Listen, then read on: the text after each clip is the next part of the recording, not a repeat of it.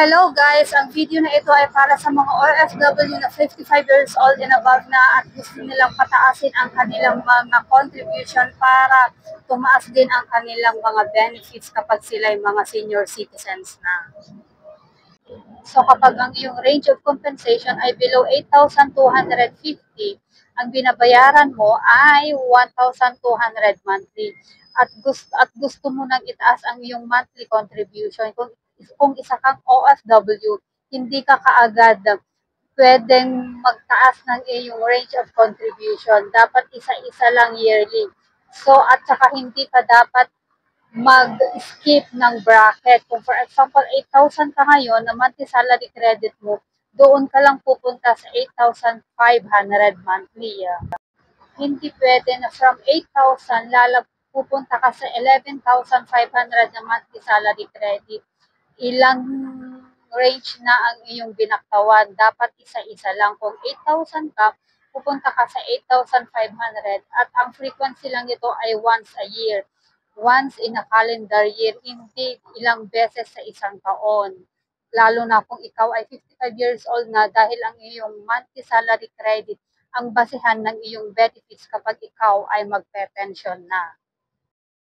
So another set of example, kung 13,000 ang iyong monthly salary credit, ang binabayaran mo noon ay 1,950, pwede ka lang mag-step up ng isang salary range. Doon ka lang sa 13,500 kung saan magbabayad ka na ng 2,025.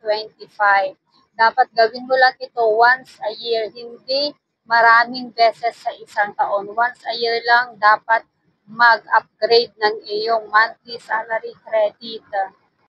Pero kung ikaw ay isang new OFW, galing ka sa voluntary, kahit ilang steps pwede kang mag-skip. So for example, nandun ka sa voluntary dati, ang yung sahod na naging OFW ka ay naging 13,000. So ang yung salary bracket ay parehas. 13,000 din ang monthly salary credit dito kung saan magbabayad ka ng 1,950. Pwede kahit ilang range basta galing ka sa voluntary to OFW land base. Pero kapag OFW, hindi pwede ng ilang beses, ng ilang salary credit ang babaktawan mo. Isa-isa lang yearly yan. Kung gusto mong paabutin sa 20,000 monthly salary credit, dapat yearly kang nag-a-upgrade ng iyong monthly salary credit hanggang ma-attain mo yung 20,000 na monthly salary credit monthly. Kapag na-reach mo na ang monthly salary credit na 20,000 at gusto mo ding pataasin ang iyong mandatory provident fund, ganun din ang gagawin mo. Once a year ka lang pwede mag-upgrade ng iyong monthly salary credit para hindi ka hinahinala na meron ka ng balak mag-for good. So yan ang ating share po sa ating mga OFWs ngayon. Kung gusto ninyong pataasin ang iyong mga benefits in the future, huwag baktaw-baktaw ng ilang beses. O ayan guys, sana nakatulong ang video ito. Pakiclick naman ang subscribe at notification bell para updated kayo lagi sa ating mga video uploads.